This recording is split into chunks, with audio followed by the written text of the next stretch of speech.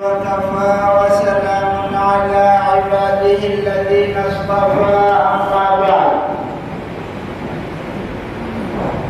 أعوذ بالله من الشيطان الرجيم بسم الله الرحمن الرحيم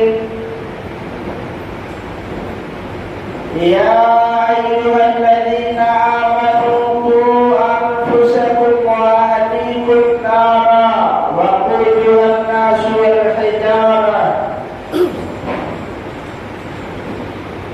وقال النبي صلى الله عليه وسلم إذا مات الإنسان انقطع عنه عمله إلا من ثلاث صدقة جارية وعلم ينتفع به وولد صالح يدعو له أو كما قال عليه الصلاة والسلام. ہمیں حیات کے سائے محیط نہ کرنا، ہمیں حیات کے سائے محیط نہ کرنا، کسی غریب کو دل کا غریب نہ کرنا. میں امتحان کے قابل نہیں میرے مولا، مجھے گناہ کا موقع نصیب نہ کرنا. میرے محترم بزرگوں اور دوستوں، گزشتہ 2-3 ہفتوں سے آپ سماعت کر رہے ہیں، موت کا تذکرہ ہوا، پھر مرنے کے بعد قبر کی زندگی عالم برزخ جسے کہتے ہیں اس پر روشنی ڈالی گئی. یہ موضوع بہت طویل ہے، اس لیے اختصار میں نے کر دیا. گزشتہ ہفتے آپ کو بتا دیا کہ جو ایک ہفتہ اور اس کے بعد دوسرا موضوع. اللہ تبارک و تعالی نے انسانوں کو پیدا کیا. انسانوں کے علاوہ اور بھی مخلوقات ہیں، لیکن اللہ نے جو مکلف بنایا ہے، یعنی اگر اچھے عمل کرو گے تو راحت ملے گی، برے عمل کرو گے تو اذیت پہنچے گی. یہ صرف اللہ نے اصول انسان اور جناتوں کے لیے رکھا ہے. بقیہ اور جو مخلوقات ہیں، جانور ہیں، ان سے اللہ تبارک و تعالیٰ کچھ پوچھیں گے نہیں. اس لیے 30ویں پارہ میں عما یتساءلون جو ہے، اس میں آخری جو آیت ہے وَيَقُولُ الْكَافِرُ يَا لَيْتَنِي كُنتُ تُرَابًا. اللہ تبارک و تعالیٰ ظالم نہیں ہے، اللہ تعالیٰ عدل اور انصاف کرنے والے ہیں.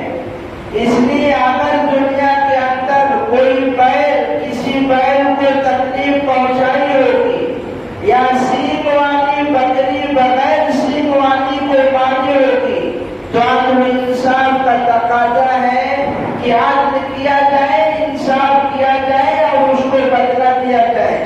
اس لیے اللہ تبارک و تعالیٰ جب قیامت برپا ہوگی تو بے سینگ والی کو جو سینگ والی نے مارا تھا اس کو بھی بدلہ دیا جائے گا. اور بدلہ دے کر کے اللہ کہیں گے کہ تم سب مٹی ہو جاؤ. اللہ تعالیٰ کہیں گے تم سب مٹی ہو جاؤ.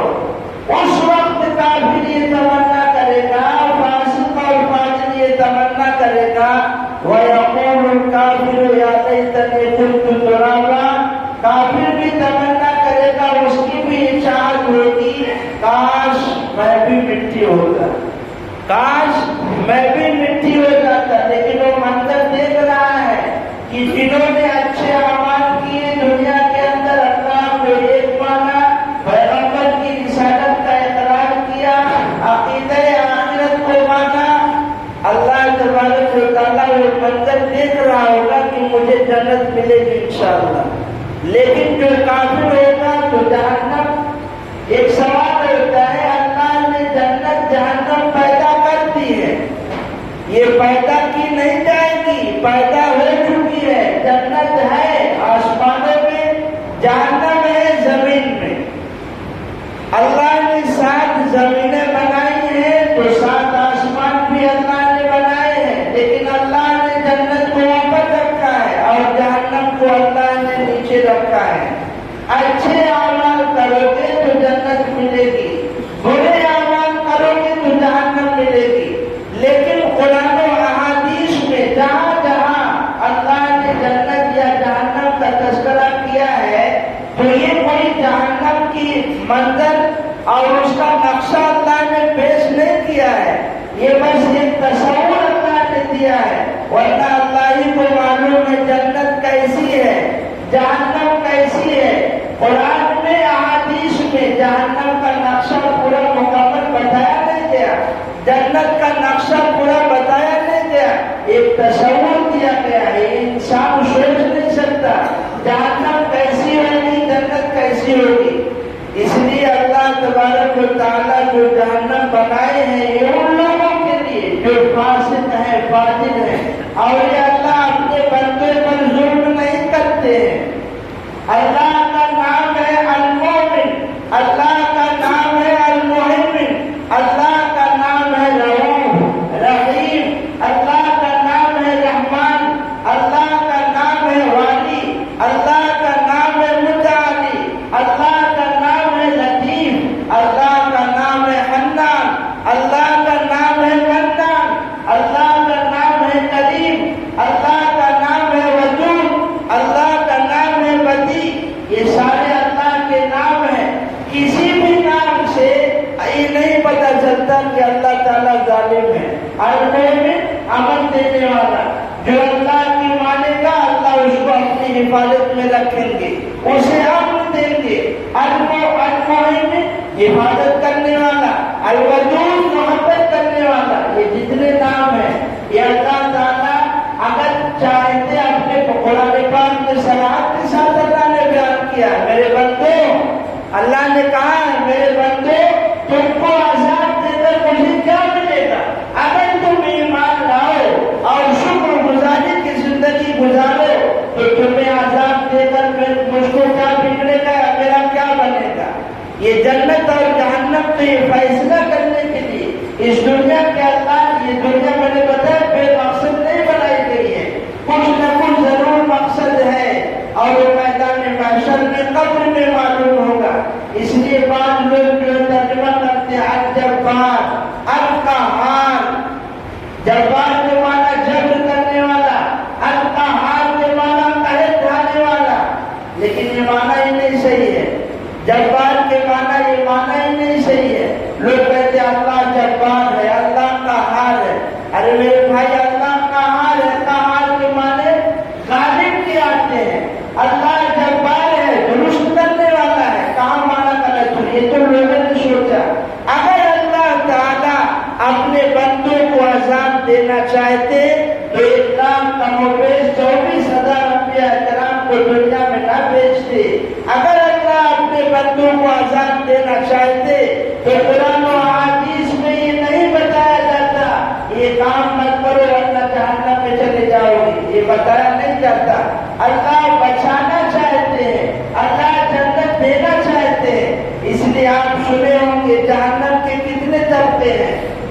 جہنم کے 7 طبقے ہیں۔ کون کون؟ جہنم، سعیر، لظا، حطمہ، سقر، حاویہ، جحیم، یہ 7 طبقے ہیں جہنم کے۔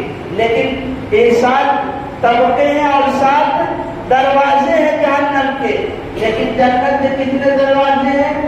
8 دروازے ہیں۔ باب المصلین، باب الخاشعین، باب المتصدقین، باب الصائمین، باب المتوکلین، یہ سارے دروازے ہیں جنت کے، لیکن جنت کے دروازے 8 ہیں۔ جنت کے دروازے 8 ہیں اور جہنم کے دروازے 7 ہیں۔ معلوم ہوا اللہ اپنے بندوں کو چاہتے ہیں میرے بندے کثرت سے جنت میں جائے۔ قرآن پاک میں جہاں جہاں تذکرہ ہوا ہے جہنم کا اللہ نے نار فرمایا ہے، اور جنت کا تذکرہ ہوا ہے تجری من تحتها الانہار، تجری من تحتها الانہار، پانی کا تذکرہ کیا ہے۔ آپ یہ مظہر غضب ہے،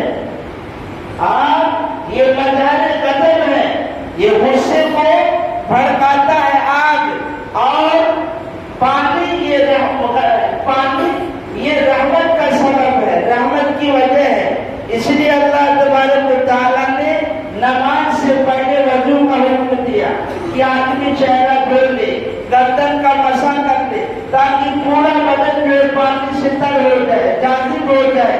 پھر جب نماز پڑھے گا تو اللہ کی رحمت کو سمیٹنے والا بن جائے گا، اللہ کی رحمت کو بٹورنے والا بن جائے گا.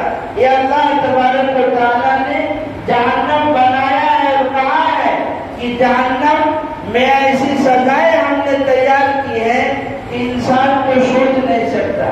ہم کہتے ہیں قبر میں بچھو مارے تھے، جہنم کے اندر بچھو نسل، تو کیا دنیا کے چھوٹے چھوٹے بچھو ایسے ہوں گے؟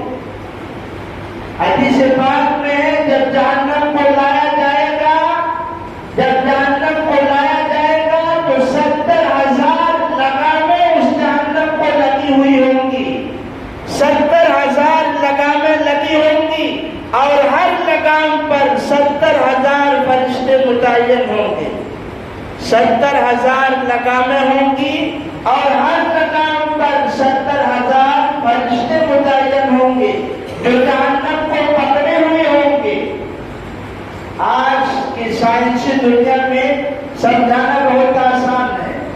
آدمی دیکھو دنیا کے اندر برائی کرتا ہے، فلم ایکٹر فلم بناتا ہے، لیکن بنانے کے بعد وہی ایکٹر وہی ہیروئن بیٹھ کے ٹی وی پہ اپنا سارا منظر دیکھ رہی ہوتی ہے.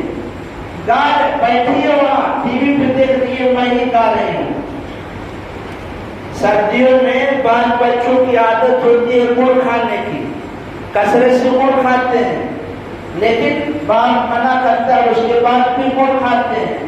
لیکن جب گرمی آتی ہے تو بدن میں پھول پھنسی بڑے بڑے نکلتے ہیں اور پیپ مواد پیدا ہو جاتا ہے.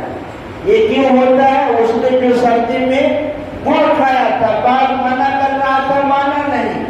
اب اس کا پھل یہاں گرمی میں دیکھنے کو مل رہا ہے.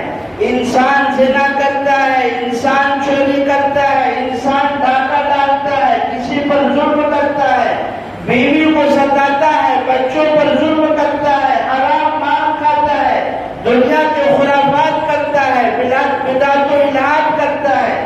یہ سارا اپنے جسم میں وہ سمیٹ رہا ہے. یہ سارے کنٹرول اس کے جسم میں ہے. حکیم الاسلام قاری طیب صاحب رحمۃ اللہ علیہ کسی نے دیکھا ہے؟ دلی کے اندر ایک بار ہوا ہے کہ دنیا کے مختلف ممالک کے لوگ اپنی اپنی چیزیں جو ایجاد کیے تھے اس کا شور تھا دلی کے اندر. تو جاپان وہاں دکھایا گیا دلی کے اندر کہ اسکرین یہاں چل رہی ہے اور جاپان کے اندر عورتیں جو ہے دھان بٹھا رہی ہیں اور گانا گا رہی ہیں. سارا منظر وہاں ہو رہا ہے، دکھ یہاں رہا ہے. یہاں بیٹھا ہوا آدمی رات کو دیکھ رہا ہے، جبکہ نقشہ اور منظر دن کا وہاں کا دکھایا جا رہا ہے. ایسی جتنے ہم برے اعمال کرتے ہیں، اچھے اعمال کرتے ہیں، سب ہمارے جسم میں آ رہے ہیں. یہ تو اللہ کا فضل ہے، ستانی کا معاملہ ہے. ورنہ اگر اللہ ظاہر کرتے تو انسان جی نہیں سکتا. لوگ اس سے نفرت کریں گے، گھن کریں گے. جب قیامت کا دن ہوگا تو یہی اعمال ہمارے جسم کی شکل میں آ جائیں گے. اس لیے آپ نے سنا ہوگا جب آدمی سورۃ الملک پڑھ کے سوتا ہے تو قبر کے اندر نورانی اور سفید چہرے والا آ کر اس کی حفاظت کرتا ہے. اس کے اعمال صالحہ سر کی طرف سے بھی آتے ہیں، پیر کی طرف سے بھی آتے ہیں. کس کی شکل میں؟ جسم کی شکل میں. یہ اس کے وہی نیک اعمال ہوتے ہیں. اور اگر برے اعمال کیا تو پھر ویسے ہی. اب بتائیے جب جہنم کو 70,000 لگاموں میں اس کو جکڑا ہوا ہوگا اور کتنی بڑی جہنم ہوگی کہ دنیا کے آدم علیہ السلام سے لے کر قیامت تک جتنے فاسق و فاجر کافر آئیں گے سب کو اس میں ڈال دیا جائے گا. یہاں تک کہ یہ آپ سورج دیکھ رہے ہیں، یہ چاند دیکھ رہے ہیں، ان کو بھی جہنم میں ڈال دیا جائے گا. اب آپ کہو کہ ان کا کیا قصور ہے؟ ان کا قصور نہیں ہے، لیکن دنیا کے اندر وہ لوگ بھی ہیں جو سورج کی پوجا کرتے ہیں. دنیا کے اندر وہ لوگ بھی ہیں جو چاند کی پوجا کرتے ہیں. دنیا کے اندر وہ لوگ بھی ہیں جو دیوی دیوتاؤں کی پوجا پاٹ کرتے ہیں. ان کو یہ دکھانے کے لیے، جتانے کے لیے سورج اور دیکھو یہی تمہارے معبود ہے جن کے سامنے تم اپنا ماتھا ٹیکتے تھے. آج جن کے سامنے تم اپنا ماتھا ٹیکتے تھے تمہارا کچھ نہیں بنا سکتے، نہ تم کو جہنم کے عذاب سے بچا سکتے ہیں. یہ سورج اور چاند، یہ زمین مریا میٹ کر دی جائے گی، جہنم یہی قائم ہوگی، جہنم یہی قائم ہوگی. قرآن پاک میں اللہ نے فرمایا ہے کہ عذاب جہنم اتنا خطرناک ہوگا. یہ دنیا کی جو آگ تم دیکھ رہے ہو یہ جہنم کا ایک حصہ ہے. 70 میں سے 69 حصہ تو جہنم میں، ایک حصہ یہاں ہے یہ جو ہم آج استعمال کرتے ہیں. اور یہ آگ بھی سمندر میں اسے گھولتا دیا گیا ہے. اس جو آگ ہے اس آگ کو سمندر میں گھولتا دیا گیا ہے، تب ہم اس کے سامنے بیٹھ پاتے ہیں، اس سے کھانا ہم بنا پاتے ہیں. 69 درجہ جہنم کی آگ کتنی خطرناک ہوگی. اس لیے کافروں کو جب جہنم میں پھینک دیا جائے گا اس کے چمڑیوں کو جھلسا دے گی. جب چمڑی جھلس جائے گی تو اللہ تبارک و تعالیٰ فرماتے ہیں قرآن میں کہ ہم اس کے بدلے نئی چمڑی بنائیں گے. اس کے بدلے اللہ نئی چمڑی بنائیں گے. کتنا موٹا اس کا جسم ہو جائے گا. مکہ المکرمہ سے مدینہ المنورہ کے جو بیچ میں جتنا ہے 450 کلومیٹر تقریباً پڑتا ہے، اتنے میں ایک جہنمی بیٹھ پائے گا. مکہ المکرمہ سے مدینہ المنورہ 450 کلومیٹر تقریباً بنتا ہے. اتنا بڑا آدمی کا جسم ہو جائے گا، اس کی کھال جل جائے گی. اللہ پھر بدلیں گے پینے کے لیے، اور جو جہنمیوں کے جسم سے پیپ اور پسینے بہیں گے وہی اللہ ان کو دیں گے پینے کے لیے. کھانے کے لیے زقوم کا درخت دیا جائے گا کہ آدمی حلق سے اتار نہ پائے. حلق سے اتار لے گا تو انگلیاں باہر نکل آئیں گی. اتنا زہر اور کڑواہٹ اس کے اندر رہے گی. یہ اللہ تبارک و تعالیٰ نے جہنم والوں کے لیے بنایا ہے. سب سے بڑا مجرم شرک کرنے والا ہے. سب سے بڑا مجرم شرک کرنے والا ہے. دوسرے نمبر کا وہ مجرم ہے جو اعتقادی منافق ہے. لباس تو اسلامی جیسا ہے، اپنے آپ کو مسلمان کہتا ہے، نام مسلمان کا ہے، لیکن عقیدہ کافروں جیسا ہے. نام مسلمان ہے، مسلمان کے گھر میں پیدا ہوا ہے، لیکن اعمال یہودیوں والے پسند کرتا ہے. ایسے لوگوں کے بارے میں فرمایا ان المنافقین فی الدرک الاسفل من النار. ایسے منافق جہنم کے سب سے نچلے درجے میں ہوں. کافر و مشرک سے زیادہ ان کو سزا ملے گی. یہ جنت کہاں ہے، جہنم کہاں ہے؟ آسمان میں ہے جنت. یہ سسٹم سب ہے. اگر ہم کو بچنا ہے کس سے؟ جہنم سے، تو کیا کرنا ہے ہمیں؟ اللہ تبارک و تعالیٰ کو ایک ماننا ہے، رسول پاک صلی اللہ علیہ وسلم کی رسالت کا اقرار کرنا ہے، عقیدہ آخرت کو ماننا ہے. اگر ہم نے یہ کر لیا فقط استمسک بالعروۃ الوثقی، تم نے ایک مضبوط کڑا پکڑ لیا ہے. یہ کڑا ایسا ہے، یہ لفٹ ایسی ہے کہ دنیا کی لفٹ تو ٹوٹ سکتی ہے لیکن آخرت کی جو لفٹ ہے یہ ٹوٹے گی نہیں. ارے بھائی جب جنت وہاں ہے تو جاؤ گے کیسے؟ جب جنت آسمان پہ ہے، جنت جہنم یہاں ہے تو آسمان پر جاؤ گے کیسے؟ لفٹ کیا ہے؟ یہ لفٹ یہ ہے فقط استمسک بالعروۃ الوثقی. اس کڑے کو، قرآن کو، احادیث کو اور اس کے بارے میں فقہاء نے جو تشریحات کی ہے اس کو مضبوطی سے پکڑ لو. جنت اس لفٹ کو مضبوطی سے پکڑ لو، جنت پہنچ جاؤ. یہ کڑا اور یہ لفٹ ٹوٹ نہیں سکتی ہے. یہ ہو سکتا ہے تمہارا ہاتھ چھوٹ جائے، یہ ہو سکتا ہے تمہارا ہاتھ چھوٹ جائے، لفٹ سے تم گر جاؤ، اس کڑے کو مضبوطی سے نہ پکڑ سکو. لیکن یہ نہیں ہو سکتا کہ وہ کڑا ہی ٹوٹ جائے اور لفٹ ٹوٹ جائے ایسا نہیں ہے.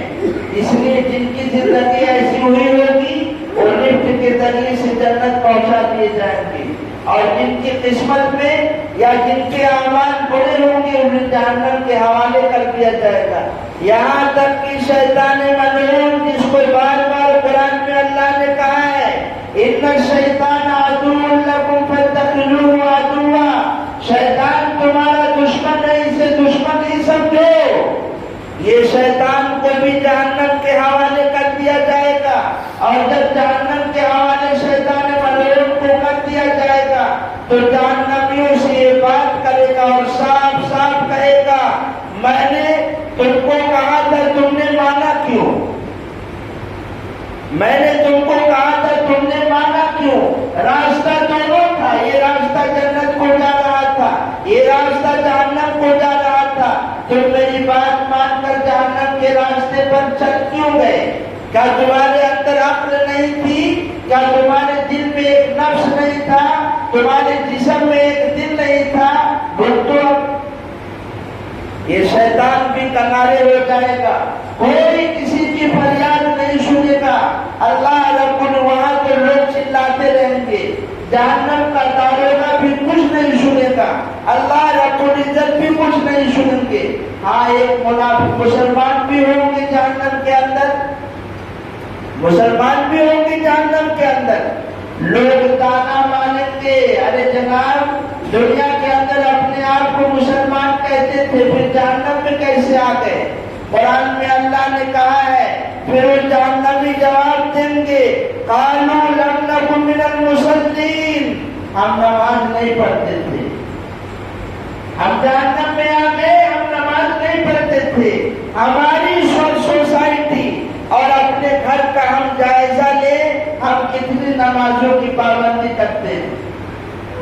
نماز نہ پڑھنے کی وجہ سے ہم جہنم کے حوالے کر کے قرآن میں صراحتاً ہے وہ یہ کہیں گے قالوا لم نکن من المصلین، ہم نماز نہیں پڑھتے تھے اس لیے ہم جہنم میں آ گئے. زکوٰۃ آدمی نہیں دیتا ہے، یہی اس کا مال اس کے لیے اژدہا بنا دیا جائے گا، اور یہ اژدہا اس کو ڈسے گا اور کہے گا انا کنز انا مالو، میں ہی تیرا خزانہ ہوں، میں ہی تیرا مال ہوں. جسے دنیا میں تو بینک بیلنس کیا کرتا تھا، جسے دنیا میں تو جمع کر کے رکھتا تھا، دیکھ آج وہی خزانے کو وہی مال کو اللہ نے مجھے صاف بنا دیا ہے. اور ایسا زہریلا صاف کہ جس کی زہر کا یہ عالم ہے کہ وہ گنجا ہے، وہ صاف گنجا ہوگا. گنجا گنجا سمجھتے ہو؟ ارے جس کے سر پہ بال نہ ہو اسے اس کی زہر کی خطرناکی کا یہ عالم بیان کیا. وہ صاحب اتنا گنجا ہوگا اور وہ زکات نہ دینے والے کو ڈسے گا. دنیا کے اندر حدیث پاک میں فرمایا اس آدمی کو بھی جہنم کے حوالے کر دیا جائے گا جو دنیا کے اندر تکبر کیا کرتا تھا، بڑائی مانتا تھا، چاہے وہ علم کی وجہ سے ہو، چاہے وہ دولت کی وجہ سے ہو، چاہے وجاہت اور شخصیت کی وجہ سے ہو. اگر آدمی دنیا کے اندر گھمنڈ کیا کرتا تھا، حدیث پاک میں فرمایا کہ جس کے دل میں رائی برابر بھی گھمنڈ اور تکبر ہوگا ہم اسے ضرور جہنم میں داخل کریں گے. اپنے دل کا ہم جائزہ لیں، ہم سب گھمنڈی ہیں، ہم سب کے دلوں کے اندر تکبر ہے. یہ دل ایسی صاف نہیں ہوتا. شیخ عبد القادر جیلانی یوں ہی جیلانی نہیں بن گئے، خواجہ معین الدین چشتی یوں ہی اجمیری نہیں بن گئے، حضرت صابر کلیری یوں ہی اللہ کے ولی نہیں بن گئے، بابا فرید الدین گنج شکر یوں ہی اللہ کے ولی نہیں بن گئے، خواجہ قطب الدین بختیاری یوں ہی اللہ کے ولی نہیں بن گئے. 7.5 سال تک دلوں پر محنت کی ہے، تب جا کر اس دل سے گھمنڈ نکلا ہے. اگر ہمارے دل کے اندر تکبر ہوگا، گھمنڈ ہوگا، اللہ ہمیں جہنم کے حوالے کر دیں گے. اس لیے میدان محشر میں جہنم سے ایک لمبی گردن نکلے گی، ایک لمبی گردن نکلے گی جسے اللہ تعالیٰ اس حافظ پر مسلط کریں گے جو دنیا کے اندر اپنے علم کی وجہ سے دین کماتا تھا اور قرآن تو پڑھتا تھا، لیکن اس لیے کہ لوگ اسے اچھا کہیں، اس لمبی گردن والے کو جو جہنم سے ایک آزاد کی شکل میں اللہ ظاہر کریں گے، اس مالدار پر بھی مسلط کر دیا جائے گا جو دنیا کے اندر اپنی دولت کا غلط استعمال کرتا تھا اور اپنے دولت کی وجہ سے اپنے کمزوروں پر ظلم کیا کرتا تھا، دولت کے نشے میں کمزوروں پر ظلم ڈھاتا تھا۔ اللہ تبارک و تعالیٰ اس آگ کو، لمبی گردن والے آگ کو اس شخص پر بھی مسلط کر دیں گے جو دنیا کے اندر شرک کیا کرتا تھا۔